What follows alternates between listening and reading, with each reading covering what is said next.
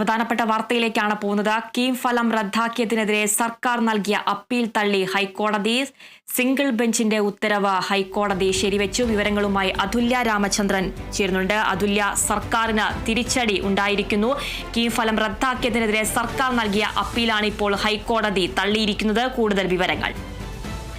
ആതിര, ഇന്നലെയാണ് കീം പരീക്ഷാ ഫലം റദ്ദാക്കിക്കൊണ്ട് ഹൈക്കോടതിയുടെ സിംഗിൾ ബെഞ്ച് ഉത്തരവ് പുറപ്പെടുവിച്ചത്. ആ സിംഗിൾ ബെഞ്ചിന്റെ ഉത്തരവിനെതിരെ ഇന്നലെ തന്നെ കേരള സർക്കാർ ഡിവിഷൻ ബെഞ്ചിൽ, ഹൈക്കോടതിയുടെ ഡിവിഷൻ ബെഞ്ചിൽ ഹർജി സമർപ്പിച്ചിരുന്നു. ആ ഹർജി അല്ലെങ്കിൽ ആ അപ്പീലാണ് ഇപ്പോൾ തള്ളിയിട്ടുള്ളത്.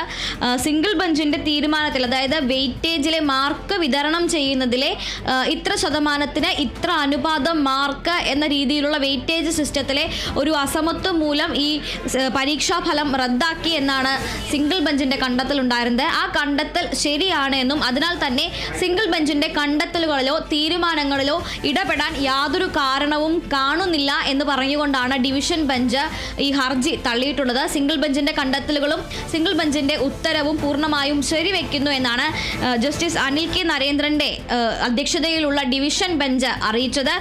നേരത്തെ ഈ കീം പരീക്ഷാഫലം ഇന്നലെ പ്രസിദ്ധീകരിച്ചതിന് ശേഷം ആ പരീക്ഷാഫലത്തിൽ മാർക്ക് വിതരണത്തിലുള്ള ഒരു അസമത്വം അല്ലെങ്കിൽ ഒരു വെയിറ്റേജ്, ഈ മാർക്ക് വിതരണം ചെയ്യുന്നതുമായി ബന്ധപ്പെട്ട വെയിറ്റേജിൽ വന്ന അസമത്വം ഇല്ലാതാക്കുന്നതിന് വേണ്ടിയാണ് ഈ പരീക്ഷാ ഫലം റദ്ദാക്കുന്നത് എന്നായിരുന്നു ഡിവിഷൻ ബെഞ്ചിന്റെ കണ്ടെത്തൽ. അതിനെതിരായാണ് ഗവൺമെന്റ് ഇത്തരത്തിലൊരു ഹർജി സമർപ്പിച്ചത്. അതായത് റാങ്ക് ലിസ്റ്റ് പ്രസിദ്ധീകരിക്കുന്നതിന് ഏതാണ്ട് 1 മണിക്കൂർ മുൻപാണ് ഈ പ്രോസ്പെക്ടസിൽ ഇത്തരത്തിലൊരു മാറ്റം കൊണ്ടുവരുന്നത്.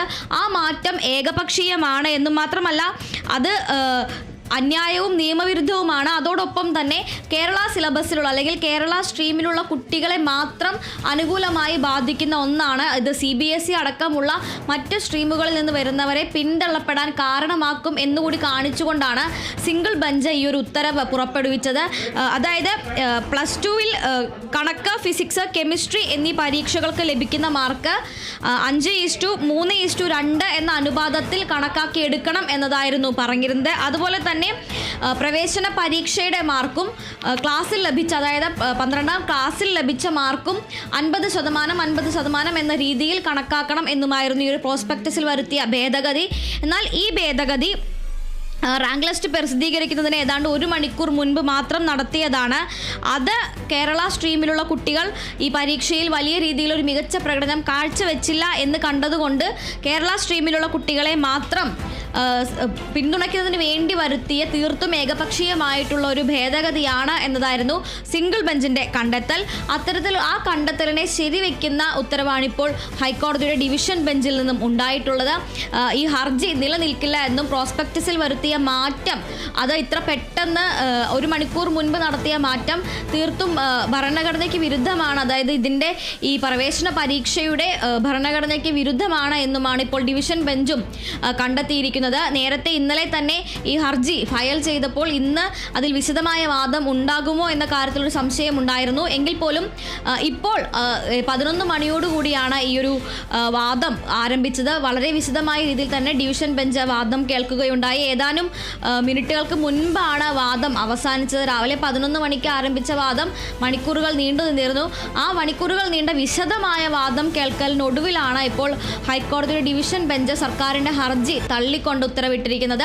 സിംഗിൾ ബെഞ്ചിന്റെ കണ്ടെത്തലുകളിലോ തീരുമാനങ്ങളിലോ മാറ്റം വരുത്താനുള്ള യാതൊരു കാരണവും കാണുന്നില്ല. അതുകൊണ്ട് തന്നെ ഡിവിഷൻ ബെഞ്ച് സിംഗിൾ ബെഞ്ചിന്റെ ഉത്തരവിൽ ഇടപെടുന്നില്ല എന്നും ആ ഉത്തരവിനെ ശരിവെക്കുന്നു എന്നുമാണ് ഇപ്പോൾ പുറത്തുവരുന്ന വാർത്ത. ആതിര, തീർച്ചയായും അതുല്യ, സ്റ്റേറ്റ് സിലബസ് വിദ്യാർത്ഥികൾ പിന്തള്ളപ്പെടണമെന്ന വാദവും തുല്യത ഉറപ്പാക്കാനാണ് വെയിറ്റേജ് നൽകിയെന്ന വാദം, പ്രോസ്പെക്ട് അവസാന നിമിഷം മാറ്റിയത് അംഗീകരിക്കാനാവില്ല തുടങ്ങിയ വാദങ്ങളാണ് ഇപ്പോൾ തള്ളിയിരിക്കുന്നത്. സർക്കാരിന് കനത്ത തിരിച്ചടിയാണ് ഇപ്പോൾ ഉണ്ടായിരിക്കുന്നത്. ഇനിയുള്ള കീം പരീക്ഷ റദ്ദാക്കിയതിൽ സ്റ്റേ ഇല്ല അടക്കമുള്ള കാര്യങ്ങൾ, ഇനിയുള്ള തുടർ നടപടികൾ എങ്ങനെയായിരിക്കും?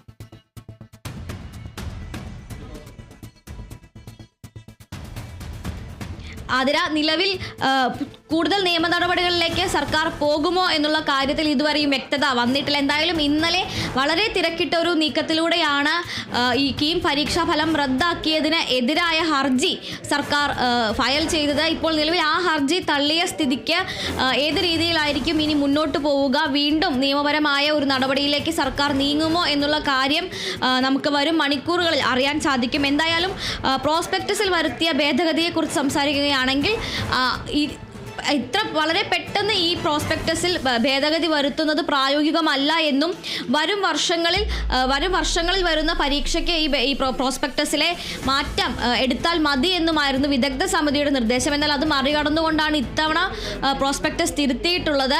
അതുകൊണ്ട് തന്നെ ഇനി വരുന്ന പരീക്ഷയിൽ പുതിയ പ്രോസ്പെക്ടസും അതിലെ ഫോർമുലയും അനുസരിച്ചായിരിക്കും മാർക്കിൻ്റെ വിതരണം. ഏത് രീതിയിലാണ് മാർക്ക് കണക്കാക്കേണ്ടത്, ഏതെല്ലാം വിഷയങ്ങൾക്കാണ് മാർക്ക് കണക്കാക്കേണ്ടത് എന്നുള്ള തീരുമാനം ഉണ്ടാവുക. സർക്കാരിന്റെ ഭാഗത്ത് നിന്ന് ഇനി പരീക്ഷാ ഫലം സംബന്ധിച്ച് ഏത് തരത്തിലായിരിക്കും നടപടികൾ എന്നത് വരും മണിക്കൂറുകളിൽ അറിയാം. ശരി അതുല്യ, കീം ഫലം റദ്ദാക്കിയതിനെതിരെ സർക്കാർ നൽകിയ അപ്പീൽ തള്ളി ഹൈക്കോടതി. സിംഗിൾ ബെഞ്ചിന്റെ ഉത്തരവ് ഹൈക്കോടതി ശരിവെച്ചു. ഹർജിയിൽ വിശദമായ വാദം കേൾക്കാമെന്ന് ജസ്റ്റിസ് അനിൽ കെ നരേന്ദ്രൻ അറിയിക്കുകയായിരുന്നു. റാങ്ക് പട്ടിക റദ്ദാക്കിയ സിംഗിൾ ബെഞ്ചിന്റെ തീരുമാനത്തിൽ ഡിവിഷൻ ബെഞ്ച് ഇടപെടുന്നില്ല എന്നാണ് ഡിവിഷൻ ബെഞ്ച് പറഞ്ഞത്. സർക്കാരിന് തിരിച്ചടി ഉണ്ടായിരിക്കുന്നു. കീം പരീക്ഷ റദ്ദാക്കിയതിൽ സ്റ്റേ ഇല്ല. സർക്കാരിന്റെ സ്റ്റേ ആവശ്യം കോടതി നിരസിച്ചു. സർക്കാരിന്റെ അപ്പീൽ ഡിവിഷൻ ബെഞ്ച് തള്ളിയിരിക്കുന്നു. മാർക്ക് ഏകീകരണ റിപ്പോർട്ട് പരിശോധിച്ച ശേഷമാണ് ഉത്തരവ്. സ്റ്റേറ്റ് സിലബസ് വിദ്യാർത്ഥികൾ പിന്തള്ളപ്പെടണമെന്നുള്ള വാദമടക്കം തള്ളിയിരിക്കുന്നു. കീം ഫലം റദ്ദാക്കിയതിനെതിരെ സർക്കാർ നൽകിയ അപ്പീൽ തള്ളിയിരിക്കുന്നു ഹൈക്കോടതി. സിംഗിൾ ബെഞ്ചിന്റെ ഉത്തരവ് ഹൈക്കോടതി ശരിവെച്ചു.